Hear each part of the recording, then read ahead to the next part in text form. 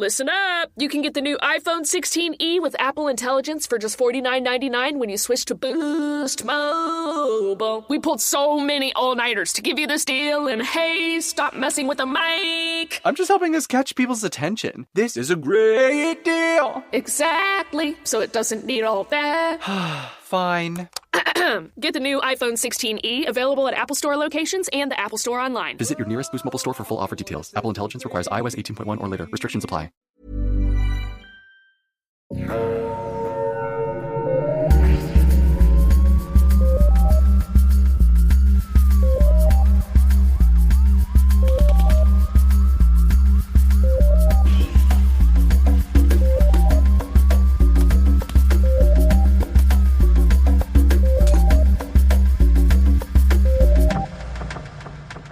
Bonjour tout le monde, bienvenue à Un peu de crime dans ton café. Je suis votre animatrice Catherine et comme toujours, je suis avec Audrey. Bonjour Audrey, comment ça va? Ah, ça va pas trop pire. Et toi, comment ça va? Ça va bien, comme d'habitude, la même affaire que d'habitude. Je sais, je fais des faces, personne ne peut Tu me me fais des voir. faces, comme d'habitude, parce que Comme d'habitude. c'est un médium très visuel, le podcast. Ben, tout le monde sait ça, avec tout le monde peut voir mes faces, c'est vraiment super utile. OK. Alors, aujourd'hui, nous allons parler de quelque chose de beaucoup plus léger que... Non, c'est pas vraiment léger, mais c'est beaucoup plus amusant, mettons, que la disparition de Cédrica Provencher, qui est la dernière chose dont on a parlé, et qui nous a rendus tous très tristes. C'est quand même léger comparé à d'autres choses, surtout que moi, le dernier cas que j'avais couvert, c'était Alain Perrault. C'est un cas aussi qui va amener un petit peu de nostalgie dans nos cœurs, parce que je parlais d'émissions pour enfants.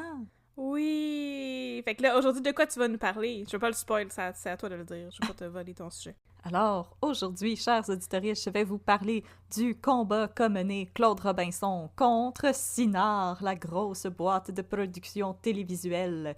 Ça va être long, ça va être un petit peu compliqué, mais faites-moi confiance, si vous avez aimé Norbourg, si vous avez aimé Earl Jones, ça va être dans vos cordes, puis ça va être ben fun, je vous le promets. Ça va être belle fun, ça va être dans nos cordes, ça va être merveilleux, j'en suis persuadée. Puis avant ça, je vais vous présenter un café. Yes, sir! T'es-tu Je suis prête? prête, là, j'ai ma tasse dans mes mains, let's go! Fait que là, j'ai une confession à faire. J'ai recommencé à boire du vrai café. Oh my god! Comme pas du café décaféiné relaxant, genre du vrai La café. police s'en vient! Fait que là, j'ai un café à vous... Ah! J'ai un café à vous présenter qui nous a été livré par le Roasters Pack, qui est notre collaborateur. Notre meilleur ami. Notre meilleur ami. Alors, le Roasters Pack, on l'a déjà dit, c'est un service de distribution de café. Vous pouvez commander des boîtes de café qui sont livrées au pas de votre porte chaque mois. Et vous pouvez choisir tous les paramètres du café.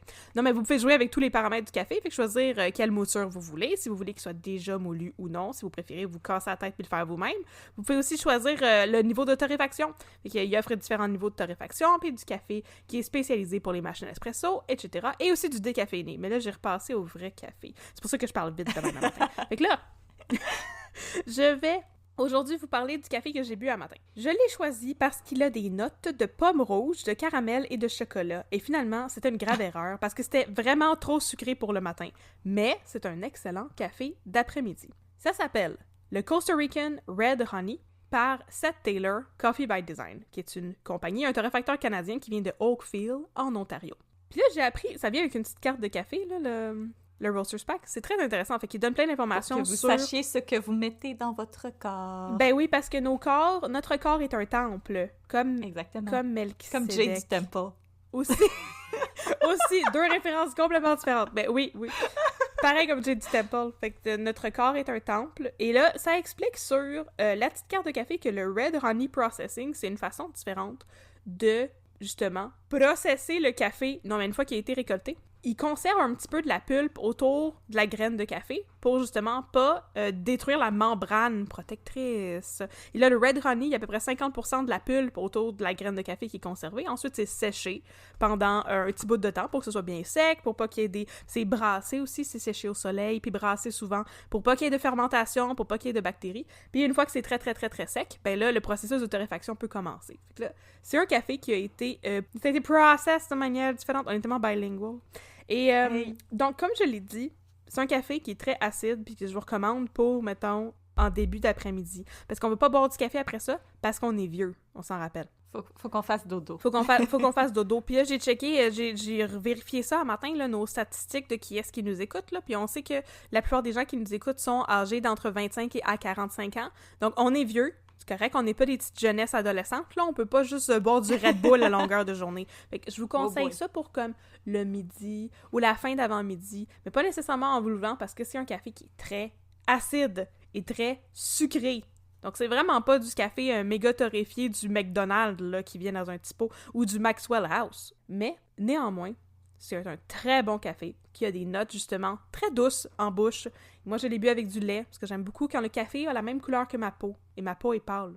Et honnêtement, c'est une très belle expérience de dégustation, même si ça fitait pas du tout avec mon déjeuner. Mais ça, c'est complètement de ma faute. Voilà, c'est la fin de ma présentation de café. Donc, on le répète, c'est le Costa Rican Red Honey de Seth Taylor Coffee by Design qui vient de Oakville en Ontario. Alors maintenant, je suis prête à mettre mon petit carton de café de côté, prendre ma petite tasse de café et écouter la saga Claude Robinson Sinard. Go! J'espère que t'as pris une grosse tasse, en fait, parce que ça a duré 18 ans. Fait que je m'en en mettre du crème dans ton café, ma chère. Oh! Donc bien fun! Parfait! Il était devenu majeur. Ah, ben oui, il pouvait voter, il pouvait s'acheter de l'alcool. Le procès? Là, juste avant de commencer, j'aimerais tout de suite faire un petit disclaimer pour les gens qui connaissent peut-être un peu plus l'affaire. J'entrerai pas dans les détails de la fraude avec North Shield et Montreal pour la simple raison que l'épisode durerait 3 heures. Puis qu'à un moment donné, juste parler de chiffres, ça devient un peu long et fatigant. Mais c'est qui les gens qui connaissent plus l'affaire? À qui tu t'adresses présentement? Mais ça avait quand même fait la une des journaux, puis c'est la plus grosse fraude qu'il y a eu au Canada. Là. On est vraiment loin en avant de Norbourg Pour vrai? en termes d'argent qui a disparu. Là. Vincent Lacroix peut aller se rhabiller. Ah, ok, d'accord.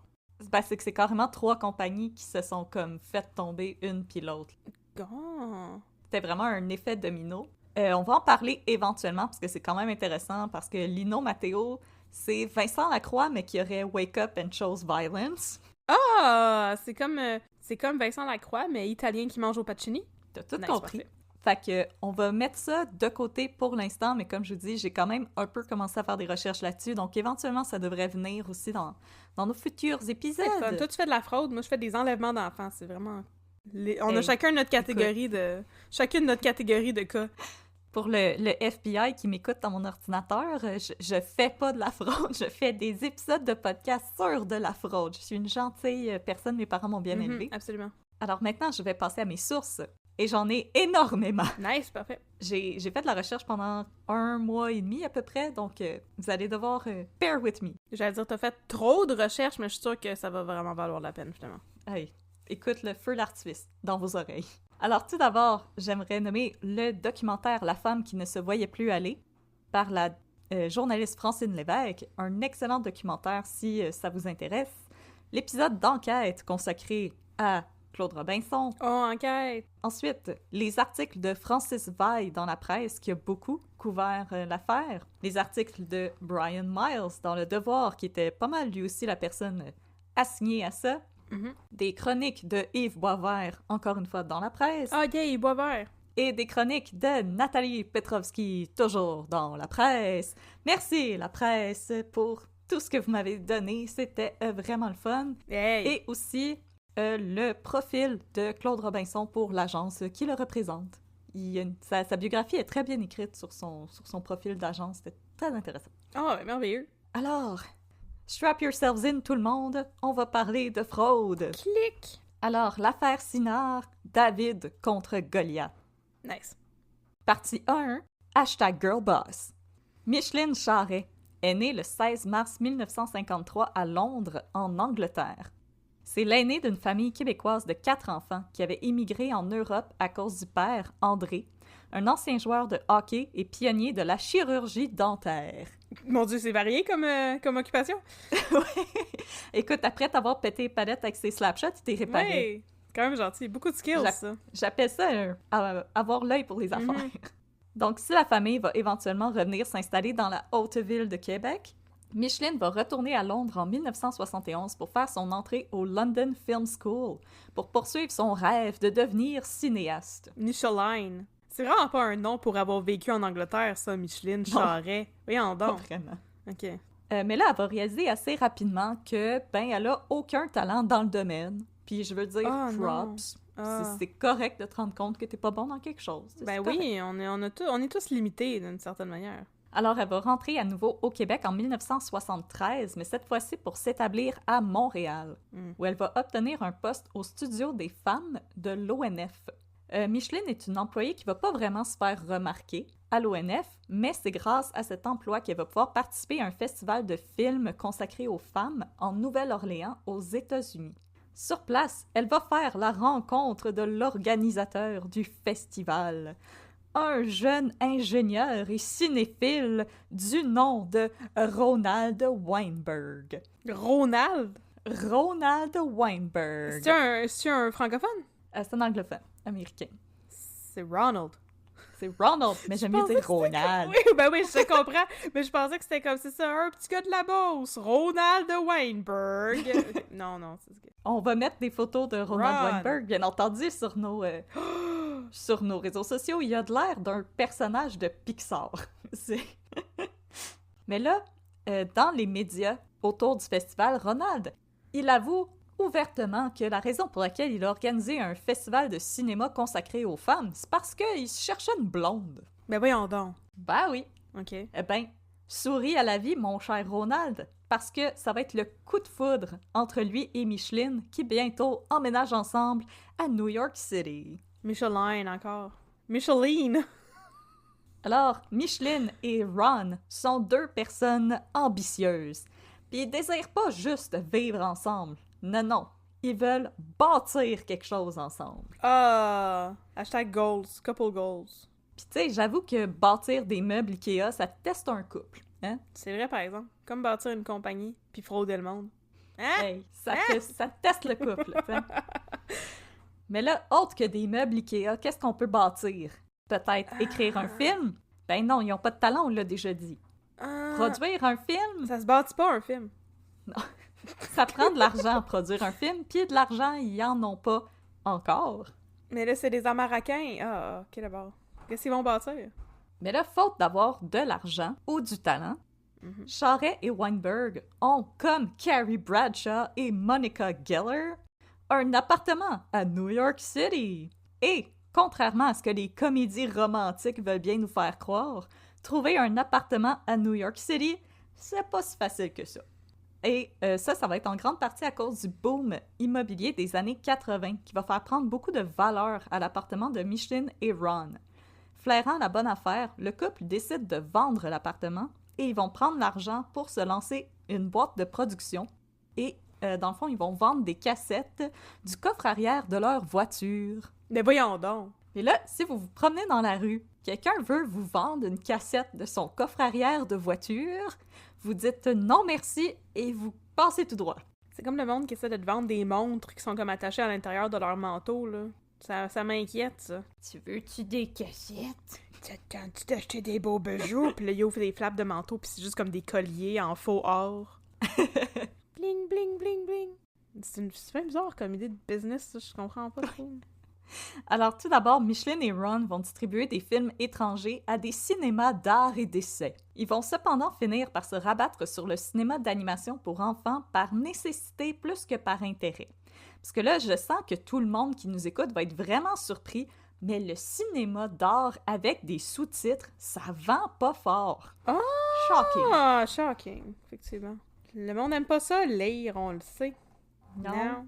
Si je voulais lire, je lirais un livre. C'est ça. J'ai pas le goût d'écouter, puis de lire, puis entendre, puis voir en même temps, puis tout, c'est trop d'immersion. Too much. Alors, Micheline et Ron vont acheter des films animés à l'étranger, les doubler en anglais et les vendre. Mon voisin 5 de même. Totoro. Oh! Ça m'a fait peur, ce film-là. Non, c'est pas ça, c'est Spirited Away qui m'a fait peur, mais c'est correct. Parlant d'avoir peur, en 1984, Micheline est enceinte. Non, Ça fait peur, ça! Oui, je comprends ça. Micheline est enceinte de son premier enfant. Yeah! Alors, la petite famille va décider de quitter New York City pour s'établir à Montréal. Junior Weinberg. Oui, Weinberg, le deuxième du nom. nom.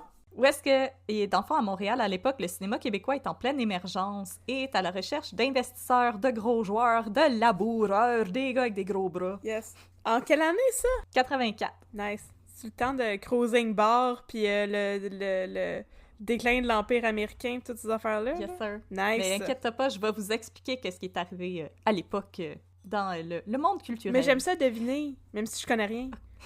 C'est correct. Keeps me sharp. Alors,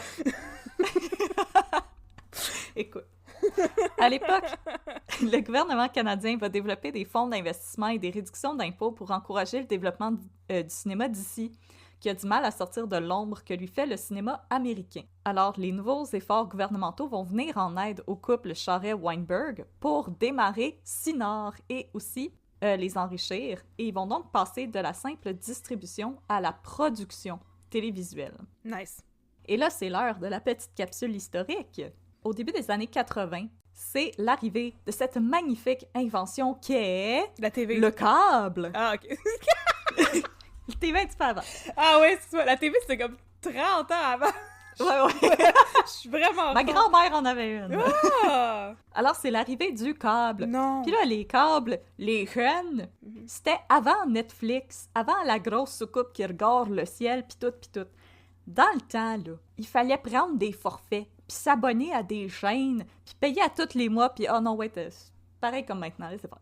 Dans les années 80 que ça a parti. Moi, je pensais que c'était le temps parce que moi, on avait juste 3 postes qui étaient... Ils appelaient ça Télémétropole.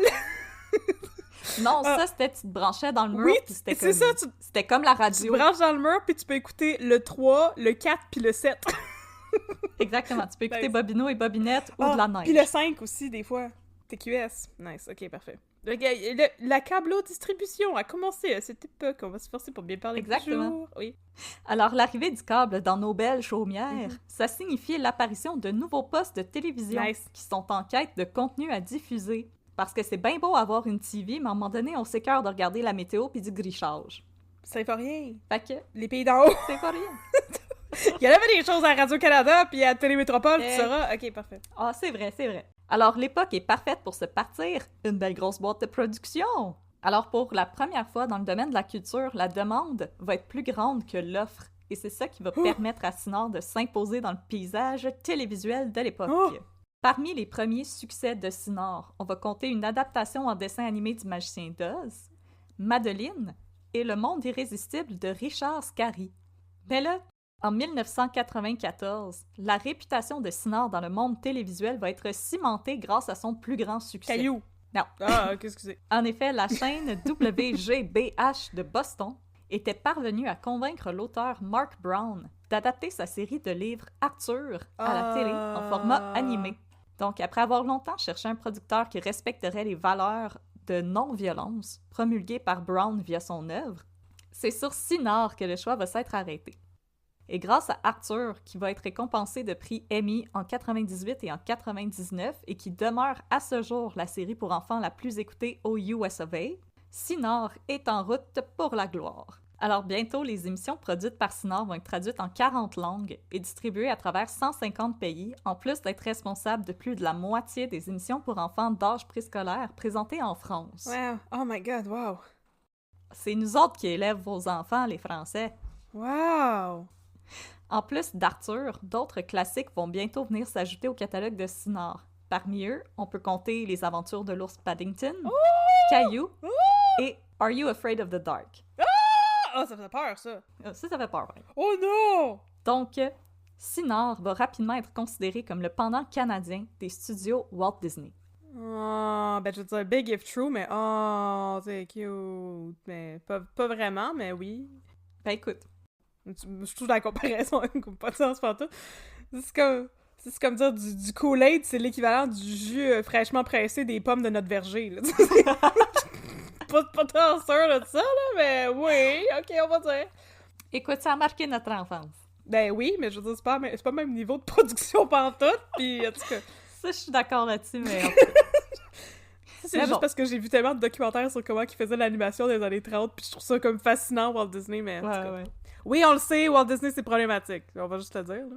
Puis la personne de Disney est problématique. Cinar aussi, je vais tout vous expliquer ça. Alors, en 99, Cinar est au sommet de sa gloire. Si la compagnie avait fait son entrée à la bourse de Toronto et de Montréal en 1993, elle ouvre son nouveau bureau sur le boulevard René-Lévesque et compte maintenant près de 200 employés, en plus de créer de l'emploi pour près de 600 acteurs du domaine de la culture. À cette époque, Sinard atteint une valeur en bourse de 1,6 milliard. Et Micheline est nommée par le magazine Le Hollywood Reporter une des femmes les plus influentes de Hollywood. You go girl! Mais là, je sais ce que vous vous dites. Audrey, on est supposé de parler de crème ici, hein? Ouais, c'est ça. Puis là, moi, je vais vous dire, ben oui, pas de stress. Ah, OK. On a le temps, Au début- Il y a juste 20 minutes qu'on parle. Au début de l'année 99, la journaliste Nathalie Petrovski va écrire un portrait élogieux de Micheline Charest, la proto-#girlboss, qu'elle décrivait en ces termes.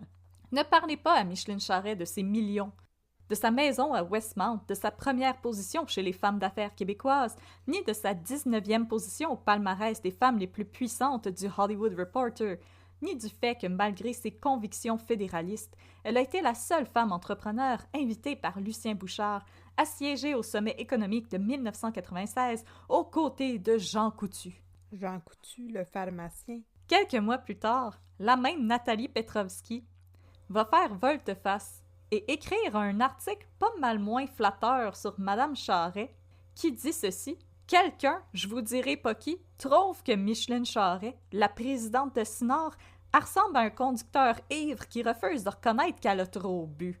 Moi, je trouve qu'elle avait des beaux cheveux en triangle. C'est juste ça que j'ai à dire. Avant, là, quand elle avait des cheveux, là, après ça, elle avait plus de cheveux, là, mais... Elle avait les cheveux très courts, mais avant, elle avait les cheveux en forme de triangle, puis c'était très beau. Alors, en 1999, ce qui s'est passé, c'est qu'il y a un squelette que Micheline et Ron avaient essayé de dissimuler au fond d'un placard de leur grosse baraque de Westmount, qui allait bientôt refaire surface. Un squelette qui avait pour nom Claude Robinson. Partie 2. Un squelette nommé Robinson. Nice. Claude Robinson est né à Montréal le 2 mars 1952. D'aussi loin qu'il se rappelle, il a toujours eu un crayon à la main pour dessiner, et c'est grâce à son talent de dessinateur qu'il se trouve rapidement un emploi dans une imprimerie. Là, son patron va lui offrir une augmentation à condition qu'il réussisse un cours du soir en graphisme. Nice! Acceptant l'offre parce que, Mhm. Robinson va entamer des démarches auprès de l'École des arts graphiques de Montréal. Compte tenu de ses acquis ainsi que son portfolio, l'artiste est accepté directement en 3e année. Puis, l'École des arts graphiques de Montréal, c'est pas rien. On y a entre autres formé Pierre-Yves Pelletier, l'artiste derrière le logo des Olympiques de Montréal. Wow! Mais je veux dire, c'est juste synchron. Il y a beaucoup de tâtes qui vont derrière le design, même le plus minimaliste. Excusez, c'était pas le logo, là! J'entends tous les graphic designers qui nous écoutent faire Catherine. Motivé à poursuivre sa formation, Claude Robinson va décider de suivre des cours du soir en arts plastiques. Portfolio en main, la commission scolaire de son quartier va plutôt lui offrir un poste comme professeur d'arts plastiques à l'école secondaire Vanier. Ah, mais c'est donc bien le fun, ça! À l'âge de 20 ans, Robinson quitte pour l'Europe pour poursuivre sa formation d'artiste. Il va revenir à Montréal en 1975 pour fonder les productions Nilem et est amené à œuvrer dans les domaines de l'animation et de la publicité, tant en titre de directeur artistique, de concepteur, de réalisateur ou de responsable de la création.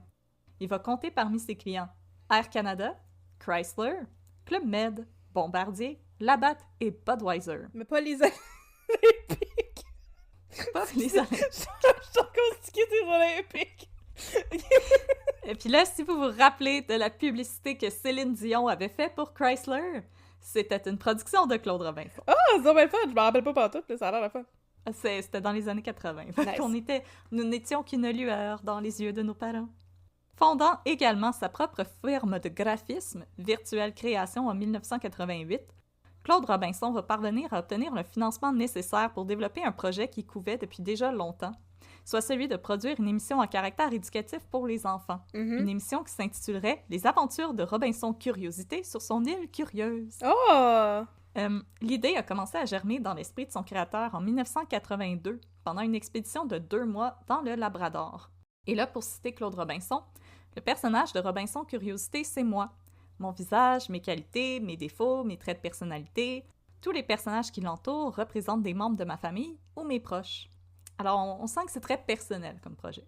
Au printemps 1987, Claude Robinson, accompagné de ses associés, s'envole pour Cannes, dans le cadre du marché international des contenus audiovisuels et numériques.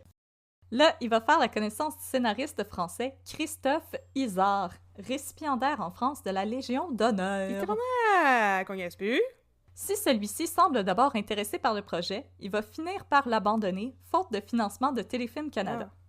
Mais Claude Robinson, il baisse pas les bras. Non. Et bientôt, le fabricant d'ordinateurs Philips va lui proposer de produire son projet, mais sous la forme de CD-ROM interactifs. Pas des CD-ROM! Il y a des CD-ROM interactifs! Comme à Dibou! Ah, c'est donc bien le fun! Oui! Ah, j'aime ça.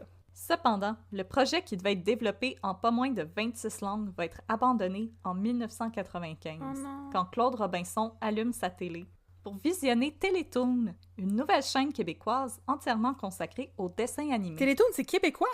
Mhm. Ben voyons donc, c'est donc bien trippant, ça, je savais pas ça. C'est le pendant québécois de Cartoon Network. Oui, ok. Ah! Alors, le 8 septembre 1995, Claude Robinson visionne le premier épisode d'une toute nouvelle série animée intitulée Robinson Sucroé. Oh ben, c'est donc ben un addon bizarre! Tout de suite, l'artiste reconnaît son visage, son île et les grands traits de ses principaux personnages, et ce, malgré les tentatives de camouflage de l'œuvre originale. Les auteurs de ce plagiat y étaient pas cachés bien loin, leurs noms sont à la fin du générique, Sinard et ses deux dirigeants, Micheline Charret et Ronald Weinberg, Oh, les sacraments! que Claude Robinson avait engagé en 1986 pour faire la promotion de son projet aux États-Unis, entre autres auprès des studios Ben voyons Walt donc. Disney.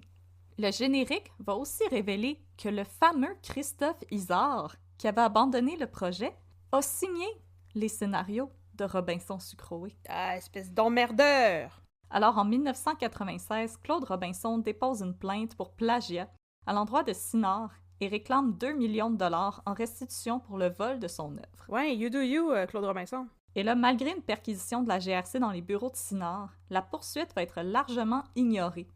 Micheline et Ron vont tout simplement affirmer qu'ils connaissent pas ce monsieur-là, Claude Robinson, puis maudit qu'il est fatigant avec sa grosse barbe pis ses cheveux.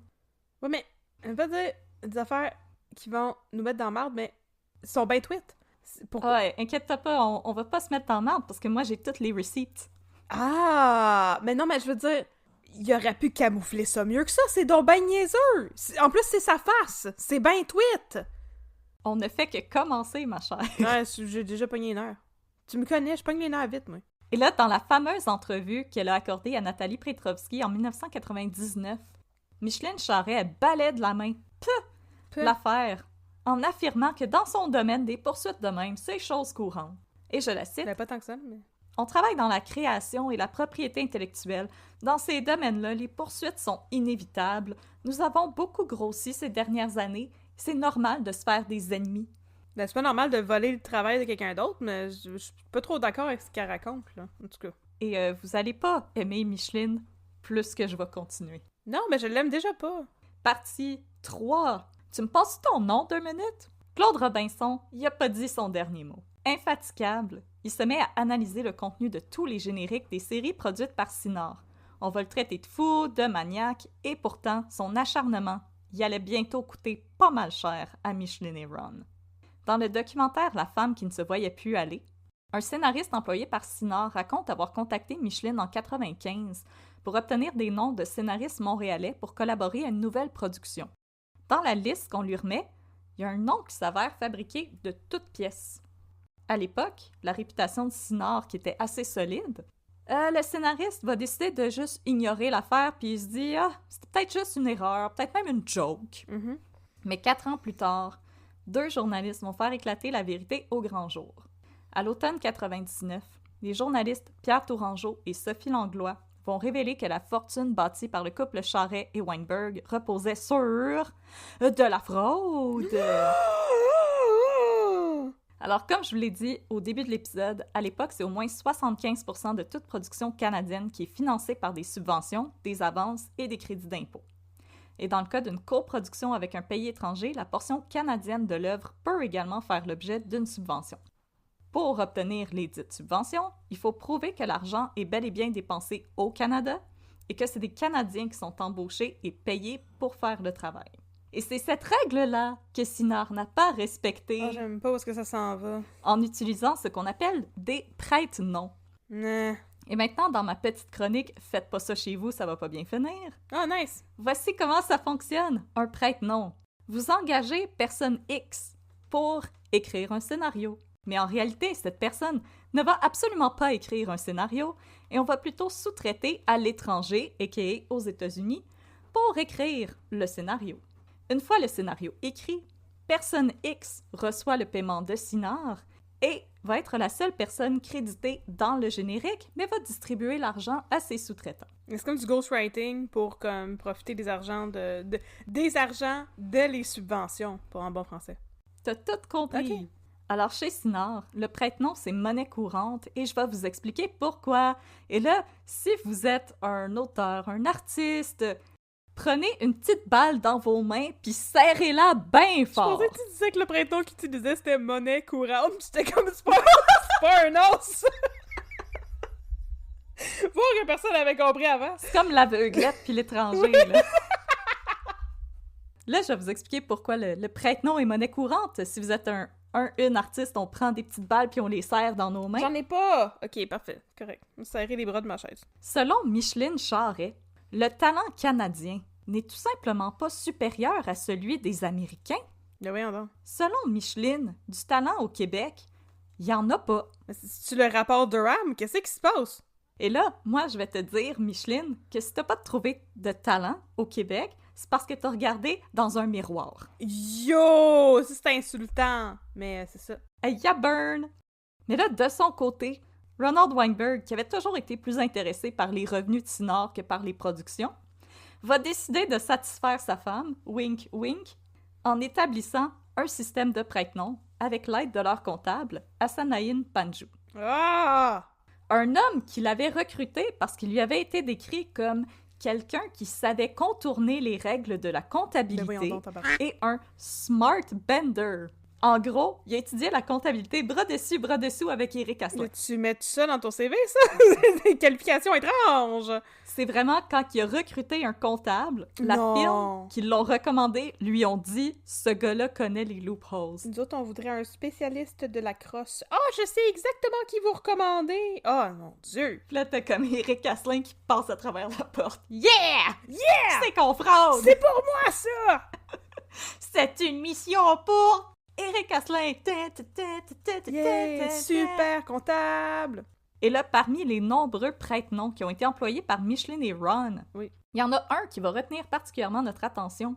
Erika Alexandre, qui aurait par ailleurs co-signé les scénarios de Robinson Sucroé avec Christophe Isard. Et une quantité franchement impressionnante de scénarios chez Cinar. C'est pas compliqué, Erika Alexandre, à l'époque, c'est la scénariste la plus productive au Québec. Oh my God! Oh my God! Comme Fabienne Larouche! Si seulement elle avait été une vraie personne! Ah, si seulement. En effet, Erika Alexandre, c'est le prête-nom de Hélène Charret, la sœur de Micheline Charret. Ah! Et le nom Erika Alexandre, un simple porte-manteau de Éric et Alexandre, les prénoms des deux fils du couple Weinberg-Charret.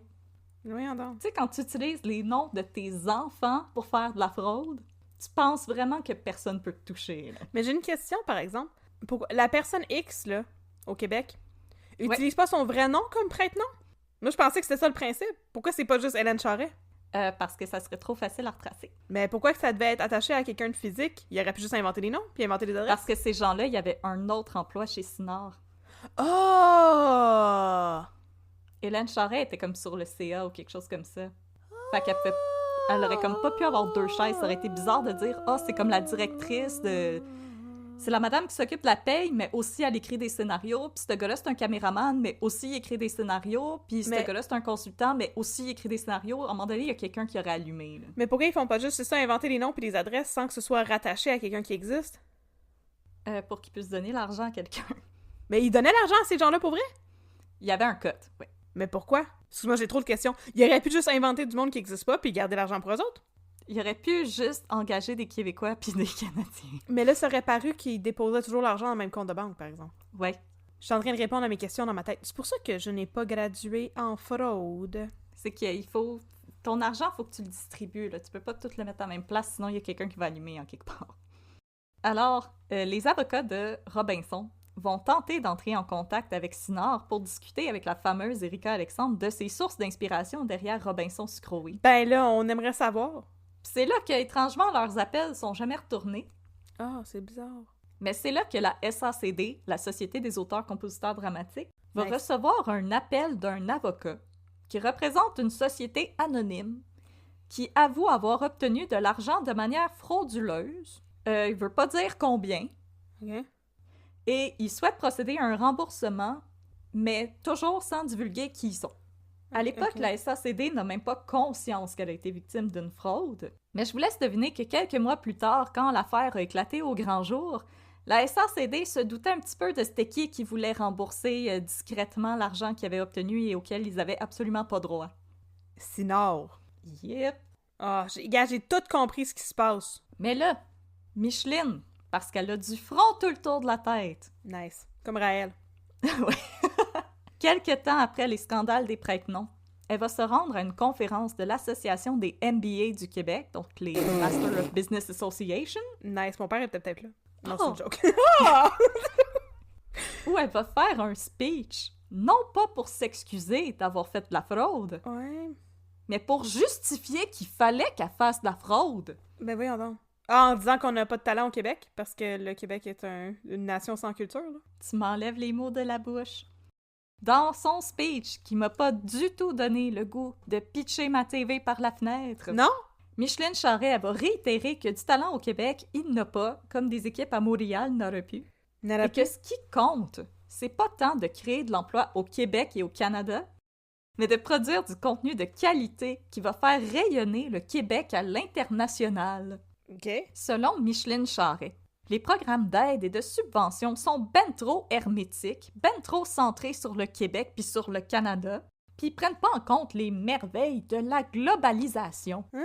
En gros, Micheline est allée brailler parce qu'elle voulait, elle voulait avoir le droit d'utiliser de l'argent canadien pour faire des films aux États-Unis. Parce que, tu sais, les Américains, ils ont besoin de notre argent comme le- pour faire du cinéma. C'est ça, j'allais dire, c'est comme le contraire de ce qu'on fait aujourd'hui avec tous les réalisateurs qu'on ship aux États-Unis faire des films avec leur argent. Ouais, mais non. Il n'y a pas de talent au Québec, fait que j'ai pas eu le choix de faire de la fraude. Comme, vous m'avez obligé de faire de la fraude. Mais c'est donc bien... Elle est donc bien tweet. OK. Non, c'est vraiment de la malhonnêteté, avoir du front tout le tour de la C'est bien tête. niaiseux. C'est drôle parce que le lendemain qu'elle a fait ce speech-là, là, vous pouvez aller chercher les articles du Journal de Montréal, La Presse, Le Devoir, puis oh qu'elle s'est fait ramasser à grands coups de pelle. Mais je comprends donc, aussi. Pas gêné. En bourse, Sinard est en chute libre.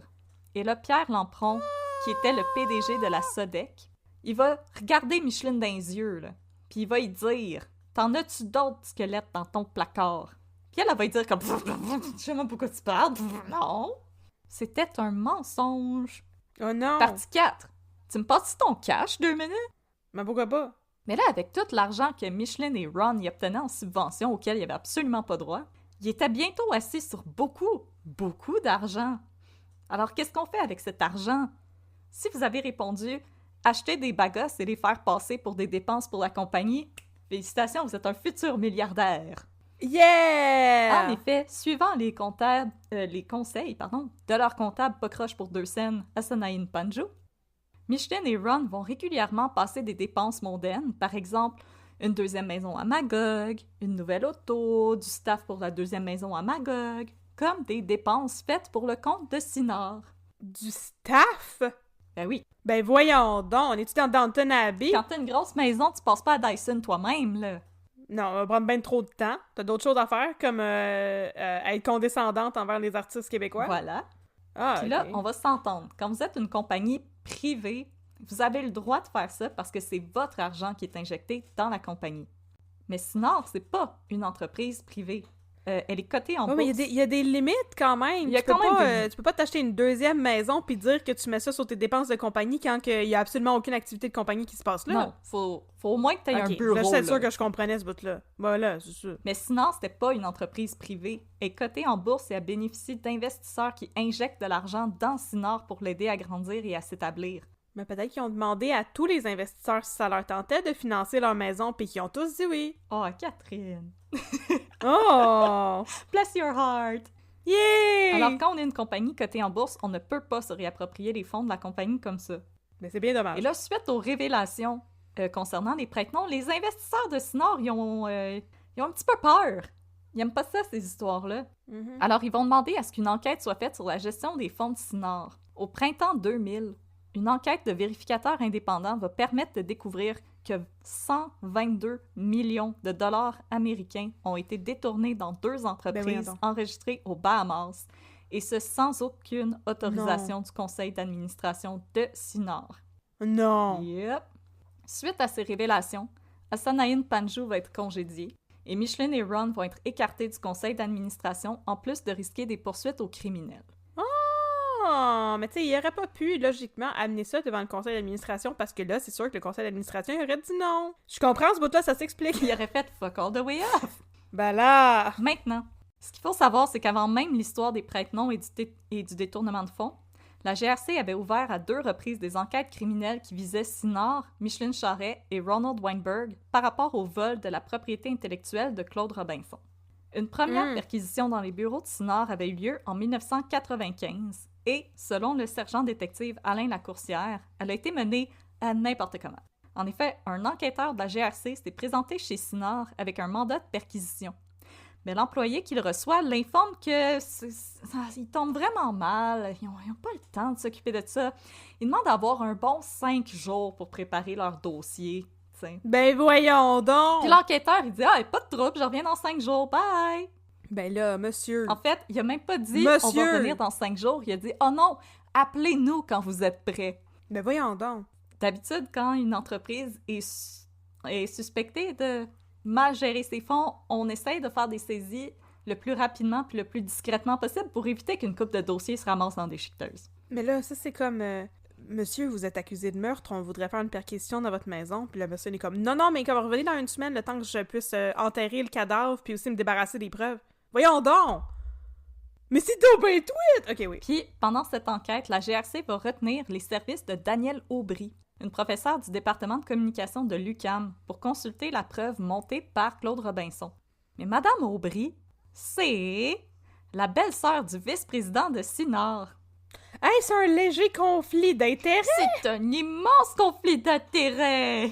Ah! Puis en plus, la madame, elle va prendre 2 jours pour consulter les centaines de pages du rapport qui ont été rédigées par Claude Robinson. Moi aussi, je l'ai vite de même. Elle va finir par trancher que nope, pas de plagiat là, puis la GRC va dire « Merci madame, on ferme l'enquête ». Ben voyons donc. Y avait-tu quelque chose d'autre de bien important que la GRC faisait dans ce temps-là qui justifie qu'il ait comme complètement botché cette histoire-là ou Écoute, rien pas je vais te révéler quelque chose dans 30 secondes.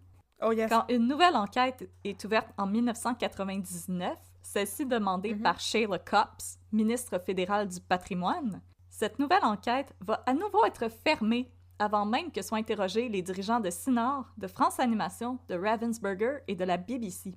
Et là, on apprend que Micheline Charret, elle était en charge de la campagne de financement pour la réélection de Jean Chrétien. Ben voyons donc. Et dans l'épisode d'enquête, on voit Jean Chrétien faire un long speech où il chante les louanges de Micheline Charret. Ben voyons donc. On soupçonne. Avec sa gueule tout croche. Alors, on a le droit de soupçonner une légère interférence politique dans les dossiers de la GRC. Puis dans l'épisode d'enquête, la GRC sont comme « Voyons donc! » C'est de l'ingérence.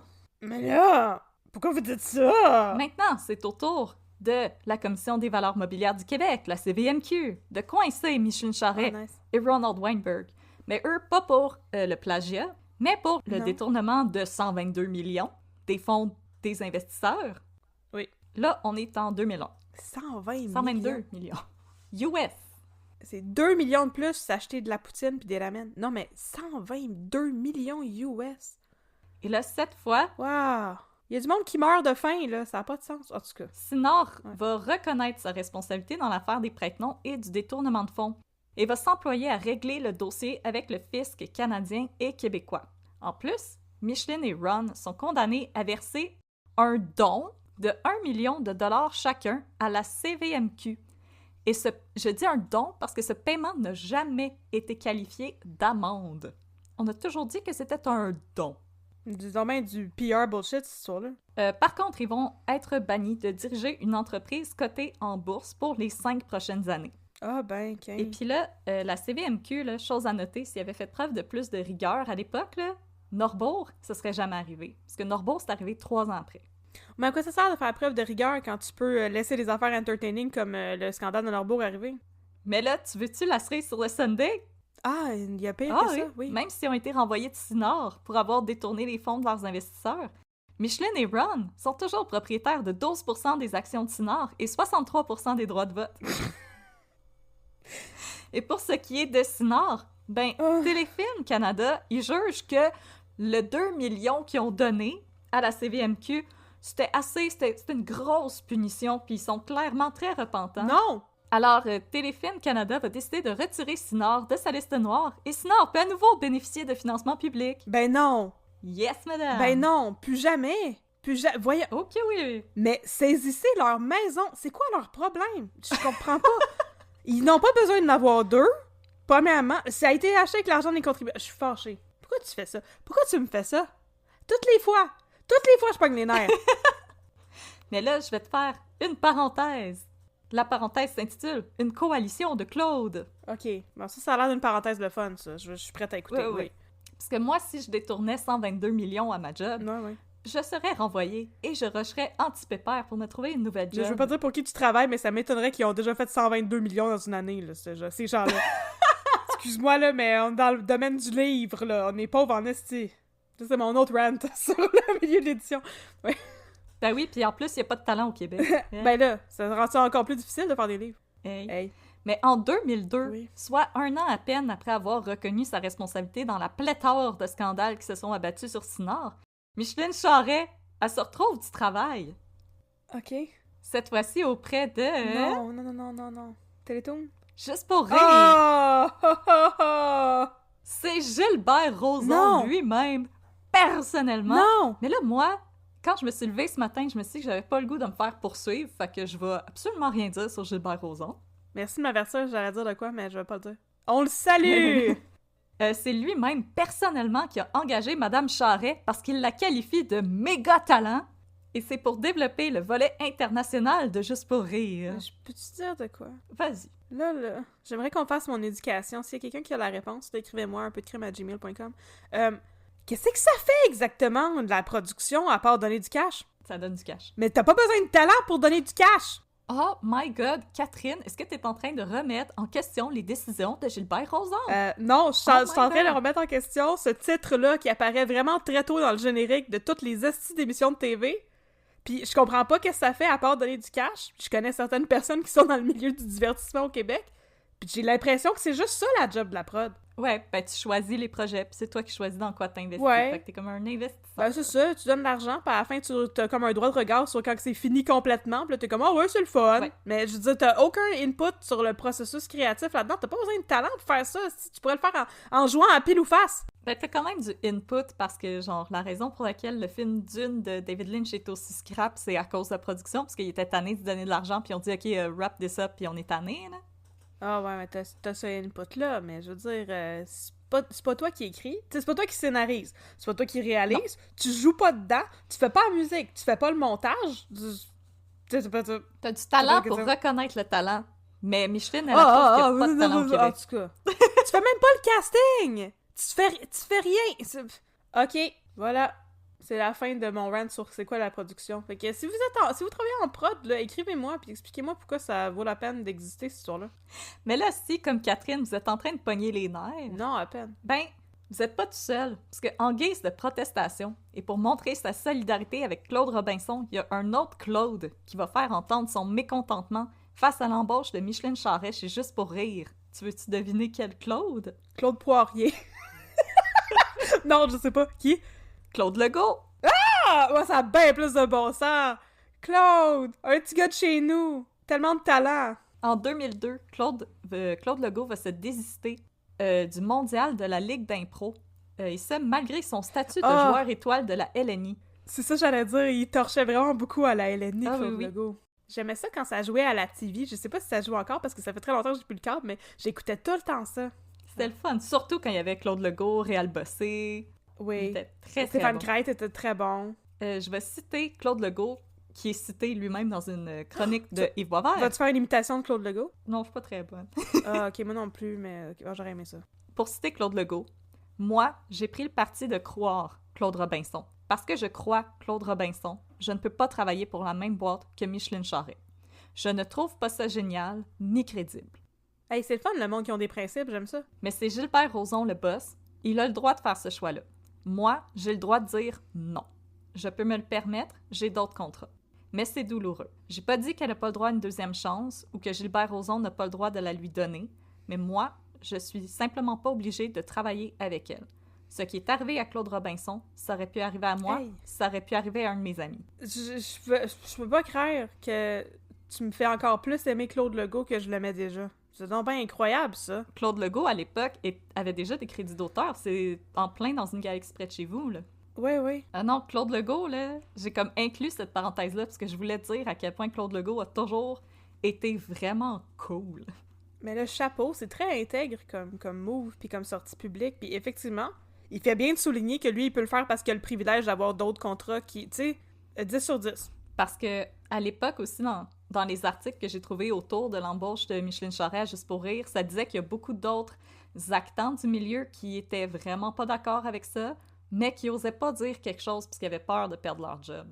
Claude Ouais. Legault, il est monté aux barricades, puis je trouve ça vraiment cool et admirable. Comme chapeau, le- Claude, on t'adore. C'est ça, tu sais, le monde capote aujourd'hui sur la cancel culture, là, mais je veux dire, ça prendrait plus de gens comme Claude Legault pour dire, ben moi, je décide délibérément de me retirer de ce projet à cause de telle personne problématique.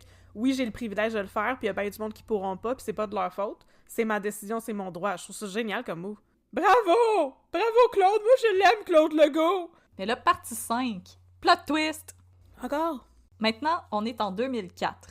Cinar, c'est une patate chaude pour ses investisseurs et on va finir par la vendre Nice. à un homme d'affaires torontois, Michael Hirsch, et on va y vendre pour la modique somme de 190 millions. Ben voyons donc! Et là, pour essayer de distancier Cinar de ses scandales passés, on va la rebaptiser Cookie Jar Group.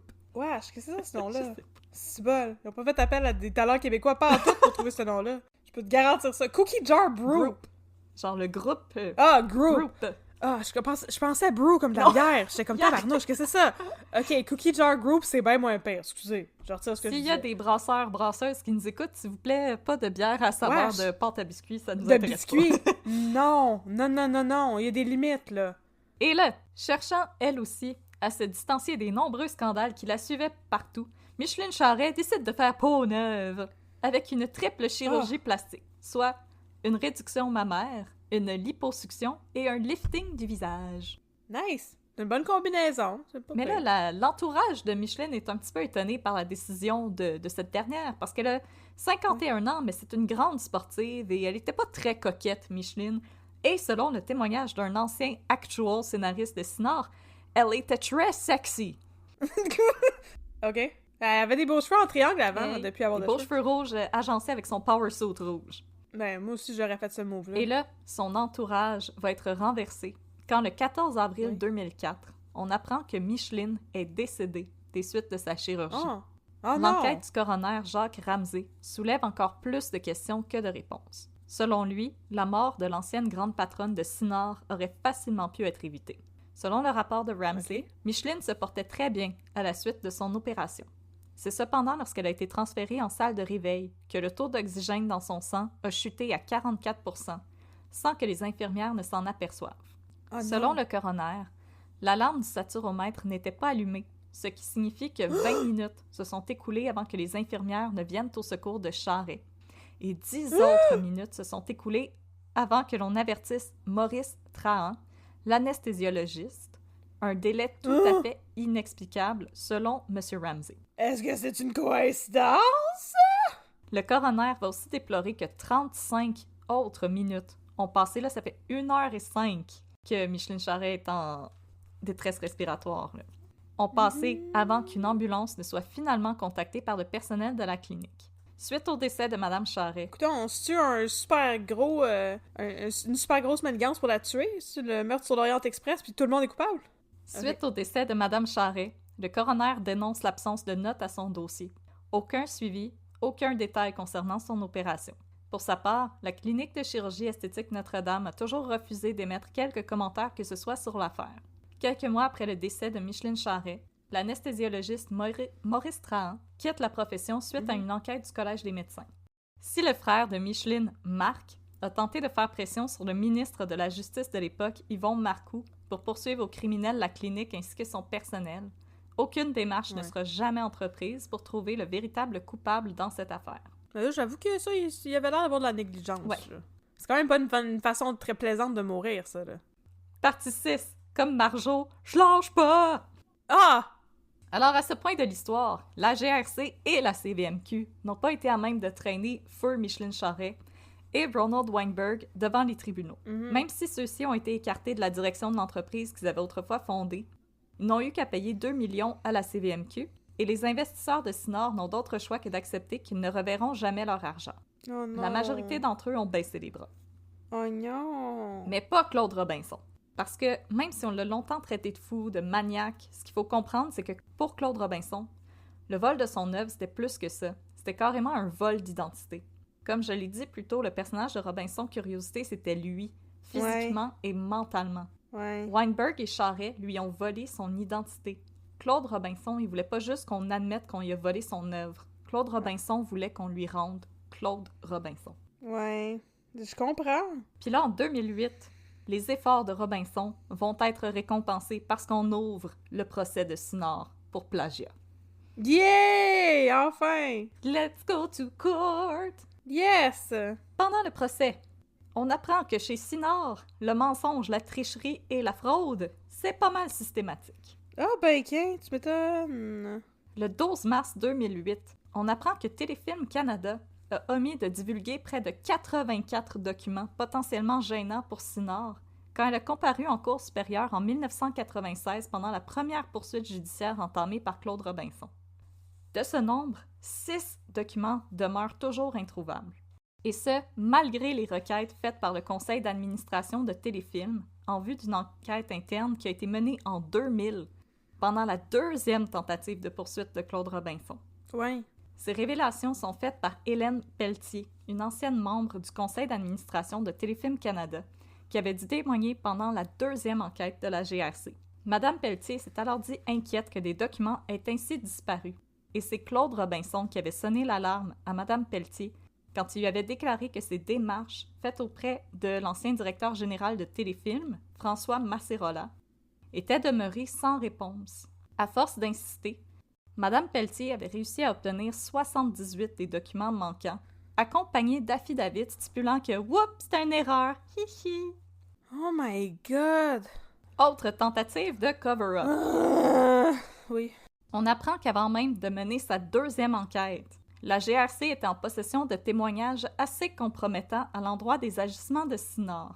Parmi ces témoignages, on retrouve celui de Seth Willinson, un ancien consultant chez Cinor qui affirme qu'il est impossible que Ron et Micheline ne connaissent pas Claude Robinson parce qu'il a personnellement assisté à des réunions où les trois étaient là. Mais là...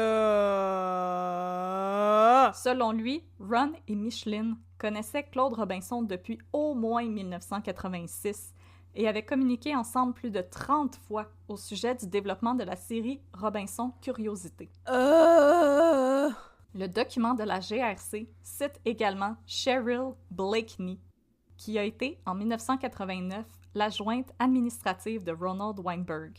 Le témoignage de Mme Blakeney est d'autant plus intéressant qu'il permet de faire la lumière sur la responsabilité de France Animation dans l'affaire.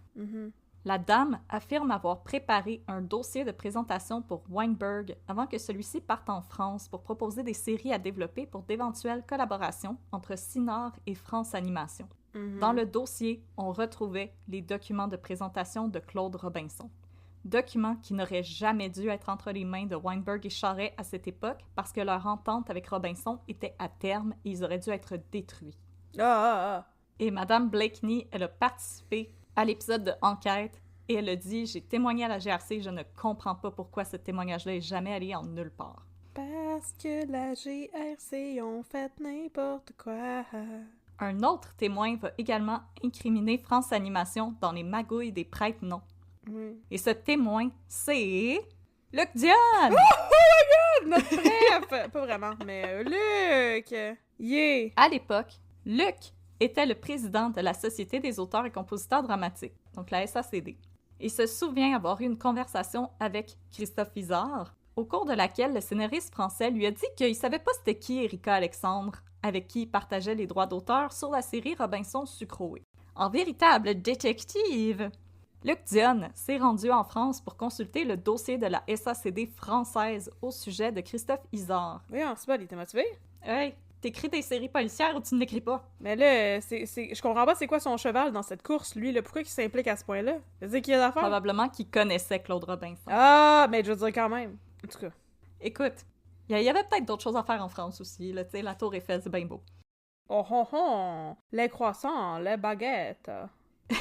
Dans le dossier, il est écrit noir sur blanc que Christophe Izard était personnellement entré en contact à plusieurs reprises avec Erika Alexandre pour discuter de leur pourcentage de redevance sur la série Robinson Crusoe. OK. C'est donc clair que Izard était parfaitement au courant qu'Erika Alexandre n'existait pas. Sauf si Ron et Micheline étaient vraiment bons pour faire des voix au téléphone. Oui, bonjour, ici Erika Alexandre. Mais voyons donc. Il était peut-être bon comme nous autres pour faire des voix. Toujours dans le clan de Claude Robinson, on va retrouver un doctorant en sémiologie de l'UQAM, Charles Perraton, qui a dédié près de 600 heures à analyser les œuvres. L'avis de ce dernier est formel. Voir que ça sert à ça, un doctorat en sémiologie, c'est dommage le fun. Hey, go Megan, go! Yeah, go! Dans le fond, il a passé 600 heures à analyser l'œuvre de Sinard et le projet de Claude Robinson, et il est formel. La série de Sinard est en tout point une reprise de l'idée de Claude Robinson. Dans son analyse, il révèle que 12 des 14 personnages secondaires de la série sont des reprises directes des personnages développés par Robinson. Ah, c'est incriminant, ça. Que la structure ainsi que les relations entre les personnages sont identiques, que des éléments du scénario de base, des noms de personnages et même des titres d'épisodes sont exactement les mêmes que ceux qui avaient été imaginés par Claude Robinson. Ok, ça, c'est juste niaiseux. C'est juste paresseux de la part de Sinard, là. Attends, Catherine. Puis de Christophe Izard, de pas avoir adapté ça, oui. Dans un des titres, Claude Robinson avait fait une faute d'orthographe. Oh non. La faute d'orthographe était dans Robinson Crusoe. Ben voyons donc! Ok, ça c'est le niveau suivant de paresse. Dans le clan de la défense, on a plutôt recours à une experte en statistiques pour analyser les similitudes entre les deux œuvres. C'est quoi les chances, statistiquement, qu'on ait volé tout ça, là? Qu'on soit des pas fins, mettons. C'est plus haut ou plus bas que se faire frapper par la foudre? Alors, Ruth Corbin va démolir le rapport de Perraton en affirmant que le nombre de similitudes n'est pas assez important pour conclure à du plagiat. Mais l'avocate de Claude Robinson, maître Florence Lucas, va mettre en doute la méthodologie employée par Corbin pour en venir à ses conclusions. Okay. Après tout, dans les litiges qui concernent les droits d'auteur, on recourt habituellement à une approche qualitative et non quantitative pour juger des similitudes entre deux œuvres. Ouais, effectivement. Donc, c'est la qualité de la copie et non le nombre de fois que l'idée a été reprise qui doit prendre le compte. C'est vrai, hein? Oui. Je suis d'accord! Ça fait du sens. Ça fait c'est ça, moi, du sens. je connais pas ça. Moi, il y a juste certains cas de plagiat dans la musique que je connais plus, pour des raisons qui m'échappent totalement. Sûrement parce que j'écoutais l'émission de il y en a eu beaucoup Patrick Masbourian. Oui, il y en a eu beaucoup, mais j'ai déjà écouté un reportage à Radio-Can là-dessus, puis c'est ça, c'est extrêmement difficile, mais en même temps, tu peux analyser les patterns comme des répétitions et tout, puis ça, c'est très qualitatif, c'est pas quantitatif, effectivement. C'est ça, on peut pas dire le nombre de fois que t'as utilisé un drum beat, là. Non. C'est comme, t'as utilisé le drum beat, oui ouais, ou non. c'est ça. Est-ce que la mélodie est la même, oui ou non? Pas la quantité de fois que ta mélodie... Pas le nombre de notes. Non, c'est ça.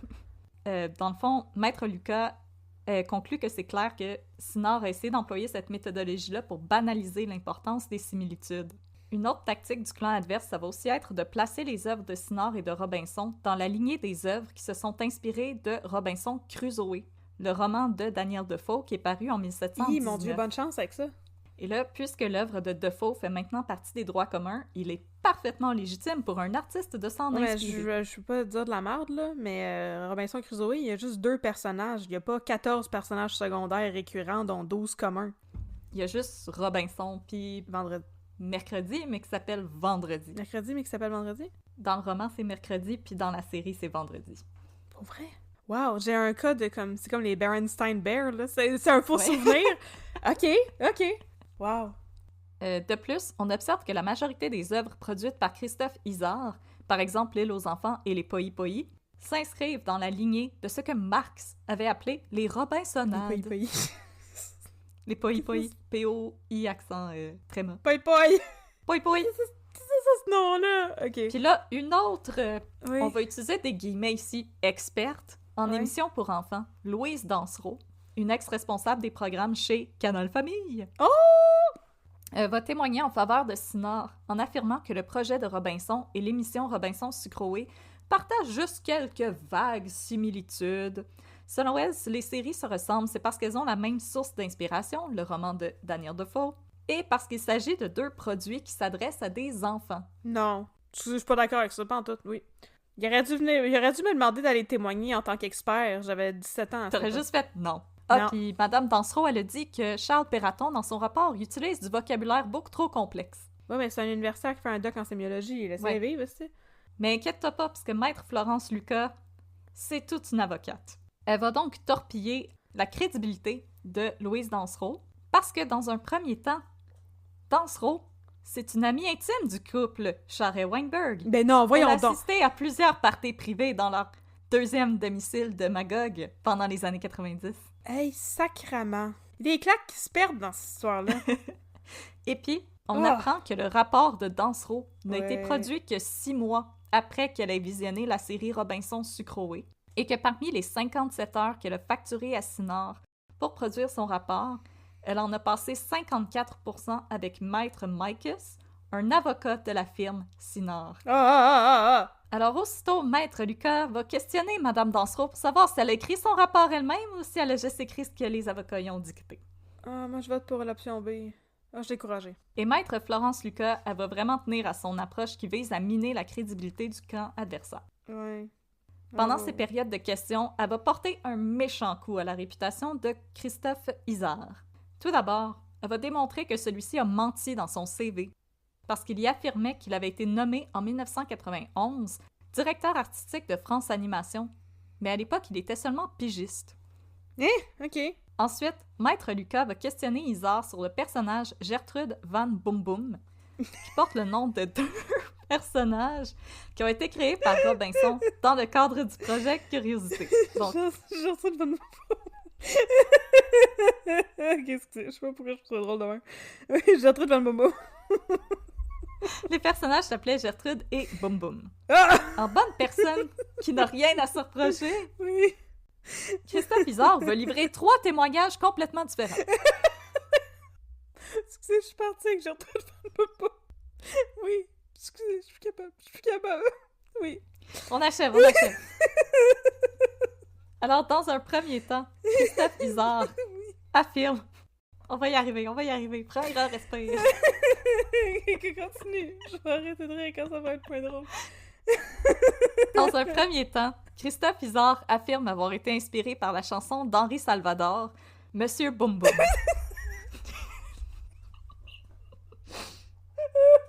Évidemment. Évidemment, voyons! C'était number one au hit parade! Je suis passée. Dans un deuxième témoignage, il va plutôt attribuer l'origine du nom au clown Boum Boum, créé... Le clown Boum Boum est un personnage créé par le danseur et acrobate espagnol Jérôme Madrano, une figure vraiment marquante du cirque. Mais Boum des pierres à feu, lui. J'arrive! Ah, ok, j'étais comme, hey, tant qu'à y être ici. On est rendu loin en tabarnouche avec les jokes de Boum Boum. Ok, oui. Et pendant son 3e témoignage en janvier 2009, Izard déclare avoir repris le nom de la série Les Pierres à Feu. Bon, ça c'était plus évident, là, Izard. Christophe, mon cher, oui. Mais c'est là que la trappe de Maître Lucas va se refermer sur Christophe Izard. Parce que pendant son contre-interrogatoire, Izard va confirmer à Maître Lucas qu'il a connu la version de la série des Pierres à Feu qui a été adaptée pour le marché français. Mais en France, le fils d'Arthur Laroche, il s'appelle pas Boum Boum, il s'appelle Il s'appelle comment? Bam Bam. Bam Bam? Oh non, Bam Bam! Alors, c'est un Ah, massage. il s'est tiré dans le pied, Christophe. Ah oui, comme un grand. Il aurait dû rester avec les références à Henri Salvador. Alors, Maître Lefebvre, qui est l'avocat de la défense. Oui. Lui, il cherche à défendre Robinson-Crusoe en minant la crédibilité du projet de Claude Robinson. Parce que selon lui, l'œuvre de Claude Robinson, c'était juste une suggestion, c'était juste comme un début d'affaire. Tandis que Robinson-Crusoe, c'est un projet abouti sur lequel ont travaillé scénaristes, illustrateurs, animateurs. Alors selon lui, il n'y a pas de mal à s'inspirer d'un simple concept pour en faire une œuvre aboutie. Puis moi là-dessus, j'ai dit de manger de la merde. Mais là, excuse-moi, c'était bien plus qu'un simple concept. S'il y avait des noms d'épisodes avec des typos qui ont été reproduits... Non, si vous regardez l'épisode d'enquête que je vous conseille chaleureusement, vous voyez que Claude Robinson, là, il y avait tout prévu, là, tout était dessiné, c'était prêt à être porté à l'écran, là. Je vais le regarder quand je vais arrêter de pleurer à cause de Gertrude Von Momo. C'était un projet qui était presque abouti, il restait juste à trouver un producteur, là. C'était juste Mais ça qui voyons manquait à donc. son projet, là. OK. Il y a même des Vraiment, dessins, Georges monsieur. il y a même des études pour des figurines puis du matériel à distribuer, là. Comme ces scénarios étaient écrits, tout était prêt, là. Alors finalement, le 27 août 2009, après 14 ans de bataille juridique, le juge Auclair va livrer son verdict. Oui, pis... Est-ce que tu veux deviner, dans la grande tradition d'un peu de crime dans ton café? Coupable. Les titans de la télévision jeunesse Cinard, France Animation, Ravensburger et autres sont jugés coupables de plagiat et sont condamnés à verser Ah, c'est 5,2 millions de dollars au dessinateur québécois Claude Robinson. Ah, c'est merveilleux, ça. Ils doivent également remettre toutes les copies existantes de la série, tous les dessins, toutes les planches, à Robinson, qui est libre de faire ce qu'il veut avec. Ah, c'est tellement la bonne nouvelle TVA de la journée, là, ça. Wow. Dans son jugement, Auclair est lapidaire. Il estime que la conduite des défendeurs est outrageante, préméditée, délibérée, scandaleuse, infâme et immorale. Sur les 12 millions que Et j'en réclamait- passe. Et j'en passe. Sur les 12 millions que réclamait Claude Robinson, on ne lui en accorde que 5,2. Ah, c'est plate. Je pensais qu'il en réclamait 2. J'étais contente qu'il avait gagné comme 2 fois plus que ça. Tu sais, les intérêts. Ah non, ok. Ah, pauvre lui. Mais il s'agit quand même d'une immense victoire sur le plan symbolique. Oui. Le juge déclare: l'octroi de dommages exemplaires enverra un message clair aux producteurs que la fraude, la contrefaçon, la copie, les mensonges à la cour ne sont pas tolérés et que les créateurs sont protégés. Ces derniers étant souvent démunis financièrement, n'ayant pas la ténacité, l'énergie ni la détermination nécessaires pour faire face à une guérilla judiciaire, sans compter les coûts que ça implique. Oh! Partie 7. L'ennemi a toujours deux souffles. Oh non, encore! En 2011, Claude Robinson court toujours après les sommes qu'on lui doit. Ben voyons! Du côté de Cinard, France Animation, Ravensburger, on se renvoie la balle à savoir qui doit payer et on tente d'en appeler de la décision du juge Auclair parce que si on paye Robinson, on va faire faillite. Moi, je vote pour Ravensburger avec leur... c'est eux autres qui font des figurines, là, qui vendent chez Renaud-Bré. Ah, je vote Ouais. pour eux autres. Puis des Puis les casse-têtes. casse-têtes, c'est vrai, je vote pour eux. Non, tu caches eux autres, l'industrie du casse-tête, ça va bien, là? Ah oui, ça va bien avec le confinement. Oui, c'est ça. C'est surtout Cinard, en fait, qui craint de faire faillite à cause du scandale North Shield et Montréal. Ah oui. Mais moi, je dis, t'as fait ton lit, couche-toi dedans. Non, mais on va dire que tu l'as fait avec des braises puis des chardons. En plus, puisqu'on prévoit se rendre jusqu'en Cour suprême, Nice! il serait plus sage d'attendre avant de payer Claude Robinson. Et là, la Cour d'appel, elle se range aussi du côté de Claude Robinson, mais va réduire de moitié les sommes qui lui sont dues. Robinson n'a maintenant plus droit qu'à 2,7 millions, qui suffisent à peine à couvrir les frais d'avocat. Ah. Insatisfait et avec raison, on va se rendre en Cour suprême pour faire renverser la décision de la Cour d'appel.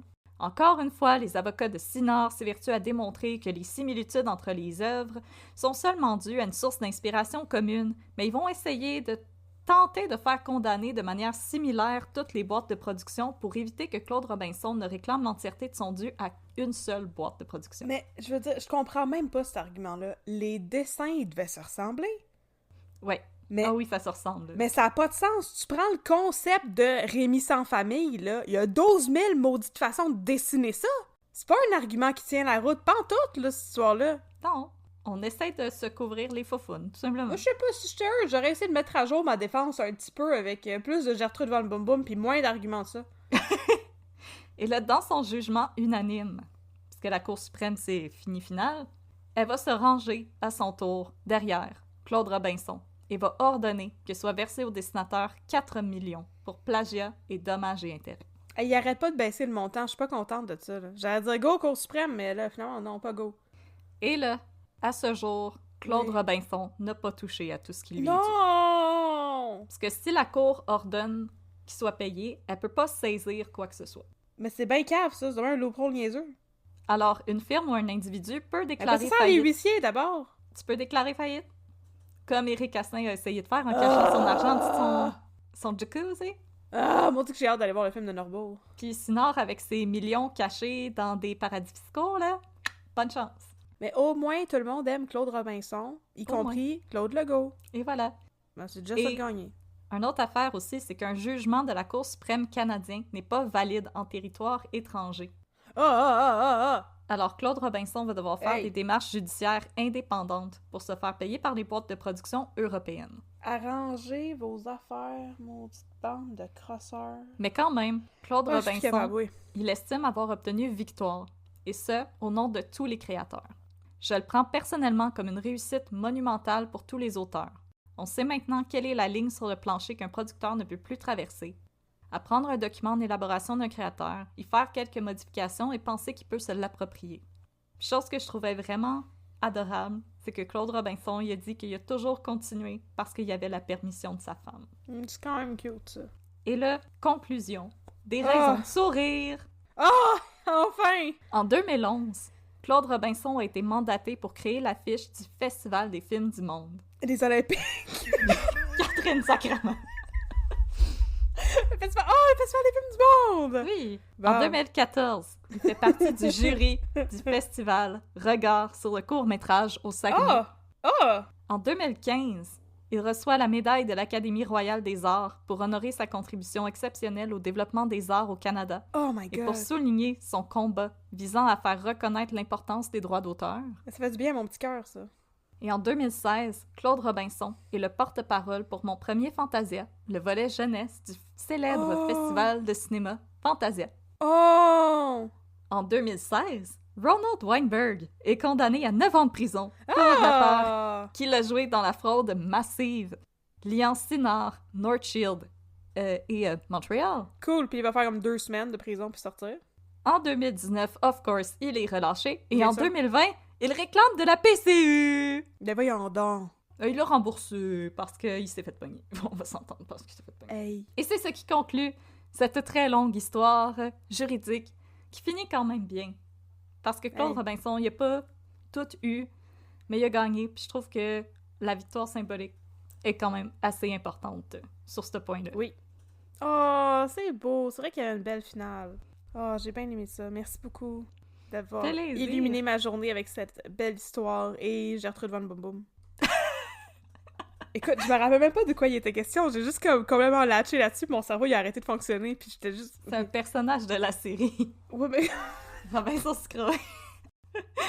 Puis après, on est juste Quel nom? parti sur une tangente. Hey, juste c'est ça, ça a pu marcher partout dans ma tête. Après ça, je comprenais plus partout ce qui se passait, là, puis wow. Does Hey. not compute. En tout cas, merci beaucoup. Hey, non, ça, je suis contente. C'est quand même un feel-good. Tu sais, c'est une belle fin, pleine de bienveillance et de joie. Et, ben, pas tant que ça, là. Je veux dire, pas de- en tout cas, c'est pas... Il a pas touché son argent, mais... Mais on est content parce que... Mais quand même, Claude Robinson, je tiens à dire, il a de l'air d'un monsieur extrêmement sympathique. Oui. Dans le documentaire, la femme qui se voyait plus aller, dans l'épisode d'enquête, je trouvais vraiment admirable le courage de cet homme-là, sa fougue. Puis il y a un segment dans Enquête, on le voit aller en France pour Avec Luc Dion. poursuivre ses poursuites. Non, il va tout seul. Ah. Puis, dans le fond, on le voit arriver au palais de justice en même temps que les dirigeants de France Animation, BBC, Ravensburger. Mhm. Et il passe en avant de lui, puis il ferme la porte d'en face. Ah. Puis Claude Robinson se retourne vers les caméras de Radio-Can et fait juste rire. Oh. Il fait juste les pointer, puis il rit. Oh, mon Dieu.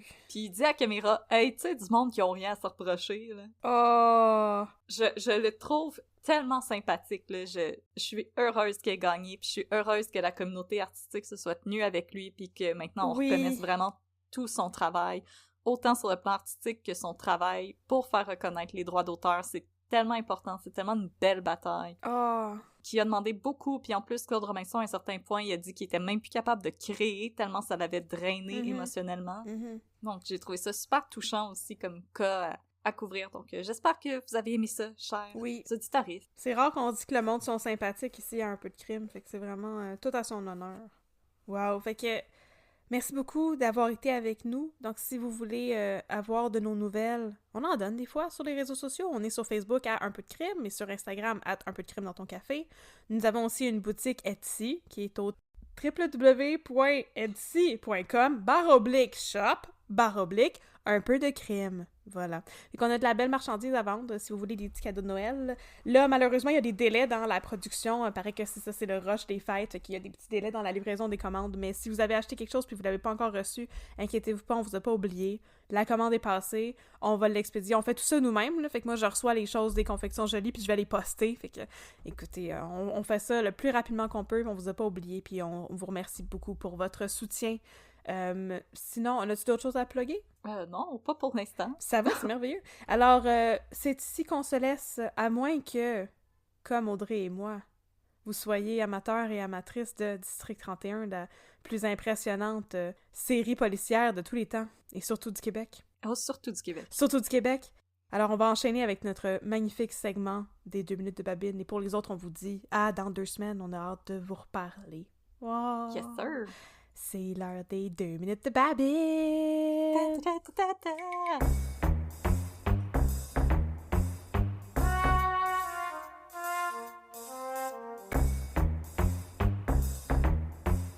Bon, fait que là, partner, de quoi tu vas me parler aujourd'hui, là? Est-ce que tu vas me parler encore de Gertrude Von Boom Boom, la célèbre criminelle?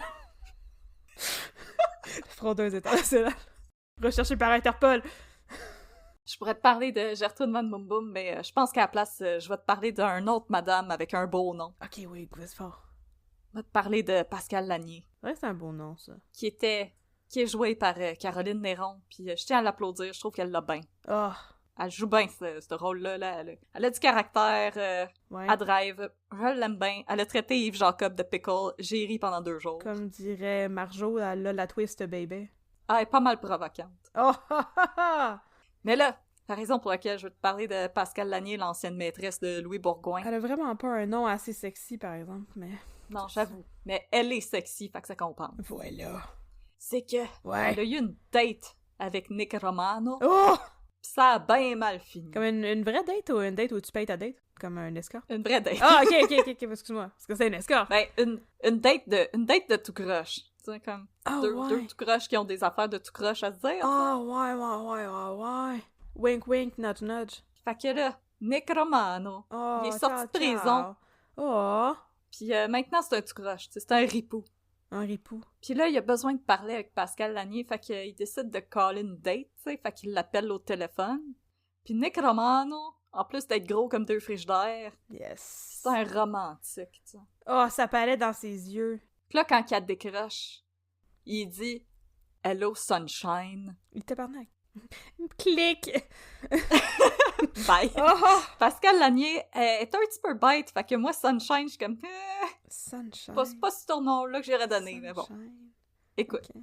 Puis là, il dit « Hey, sunshine, ça marche toujours pour asseoir. » Nice. Puis Confiant. là, elle le tease. Elle tease un petit peu, tu sais, comme « Oh, je sais pas si ça me le tente. » Puis là, Nick Romano, en grand négociateur et grand romantique, il répond « Hey, tu peux pas me dire non, j'ai déjà pris ma douche. » Nice! Oh, tout un argument. Yes. Je suis sûre qu'on a des auditeuristes out there qui ont déjà eu une date que la personne avait même pas fait ça pour eux. Fait que comme, props Nick. Ouais, mais en même temps, tu peux pas utiliser ça pour faire du chantage émotionnel pour avoir ta date, tu sais. Juste l'hygiène de base, oui. Là, elle est comme, OK, fine. Puis là, il dit 8 heures, comme qu'on s'était dit. Puis elle a dit, écoute, on peut faire ça à 7 heures si tu veux, tu vas être couché à 8 heures. Puis j'étais comme, oh, oh, oh. Ah, parce que ça va être plate à mort ou... Ouais, moi, j'étais comme, ça va être plate ou parce C'est que... mon petit cœur de naïve. Mais écoute, ils se rendent à leur date, Ah. tu sais. Ils vont boire du lait chaud et ensuite aller faire un dodo. Fait qu'ils se rendent à leur date dans un restaurant de Boucherville, pas loin du Ikea. J'ai reconnu le coin, tu sais. Nice. Puis ils ont vraiment zéro chimie, Mathieu Baron puis Caroline Néron, comme c'est un petit peu awkward, ces bords. C'est pas donné à tout le monde. Puis là, l'avocate de Pascal Lanier, c'est la fameuse Véronique Lenoir, qui est Oh. supposée d'être une amie à Nick Romano, mais mettons qu'ils s'entendent plus ben maintenant qu'il est sorti de prison puis qu'il l'a menacé une couple de fois, tu sais. Ouais, ça te scrape un rapport, ça. Elle dit « Ah, quelque chose dans les genres de mon avocate m'a dit que je devrais pas me tenir avec toi ou whatever. Parce que c'est rien qu'un ripo. Yes, sir. Puis là, il est comme, hey, elle doit être assez misérable, Véronique Lenoir, à soir, toute seule avec ses pantoufles, pendant que moi, je passe une soirée avec la belle Pascal Lanier. Puis moi, je suis genre, Pascal. hey, tant qu'avoir une date avec quelqu'un avec qui j'ai pas de chimie, moi, avec, je resterais chez nous avec mes pantoufles, mais whatever. C'est confortable, les pantoufles, hein? Confortable des pantoufles, je suis en pantoufles présentement. Mhm. Mhm. Là, les deux, ils font un chin, puis Pascal, elle fait une face qui te laisse deviner que cette date ne finira pas en hashtag happy ending. Ah. Ils sortent du restaurant, puis là, il dit tu connais le chemin? » Puis elle est comme « Oh, ouais? » Puis là, Nick Romano se dirige vers son char, puis là, il y a un char qui passe, puis qui tire sur Nick Romano. Oh non! Puis là, Pascal, elle appelle la police, puis elle est pas stressée pour 2 scènes. OK. On entend l'appel du 911, puis en gros, c'est « Ah, ma tête, elle s'est fait tirer dessus, là. Faut-tu que j'attende? Arrivez-vous? » Ouais? Mhm. Ok. Pas de trouble. Marc, moi aussi, j'ai eu une couple de dates que, honnêtement, ouf, moi, avec, j'aurais appelé la police, puis j'aurais fait comme je peux tout sacrer mon camp, cette heure, quoi. Ouais, juste comme par hasard. Ça a comme pas besoin de durer plus longtemps. Non, c'est ça. Fait que, voilà, c'était l'histoire de la date de Nick Romano qui a fini en queue de poisson. Ah, qui a fini en voyage à l'hôpital. Yes, Yes, sir! sir. Voyage tout vrai payé à l'hôpital. Oh! C'est donc bien le fun! Bravo pour lui. Une belle petite ride en ambulance. Hey, Oh. mais c'est vraiment une date qui avait vraiment pas de chimie. C'était très, très, très awkward. Écoute, c'est peut-être que c'est pas ce soir-là qu'il a rencontré l'amour, mais Ah, non. à chaque torchon sa guenille, puis à chaque ripou sa ripoune. On va inventer cette expression-là. À chaque ripou, ça Gertrude C'est Van Gertrude Boom. Van Boom, criminel international recherché par Interpol. Oh my god. Ben merci mon chum de m'avoir conté cette histoire. Maintenant je suis De rien. plus familière avec Pascal Lanier et je sais que s'il y a un homme qui me dit « Hey, tu peux pas dire non de venir dans une date avec moi, j'ai pris ma douche », j'ai le droit de dire non. Vous avez toujours le droit de dire non. Ouais. Toujours. Ouais, c'est ça qu'on a. Peu importe à quel point ils sont propres ou qu'ils sont pas propres. Ouais, effectivement. Peu importe de quoi qu'ils ont de l'air. Fait que, écoute, c'est short and sweet comme 2 minutes de babine. Ouais, parce que l'épisode, il était long, s'il vous plaît. C'est bien correct. Fait que, prends soin de toi, mon chum. On se revoit bientôt pour continuer à boire le bon café dans les belles tasses du SPGM. Ah, j'ai déjà hâte. Yes, sir, partner. 14, mon chum. 14.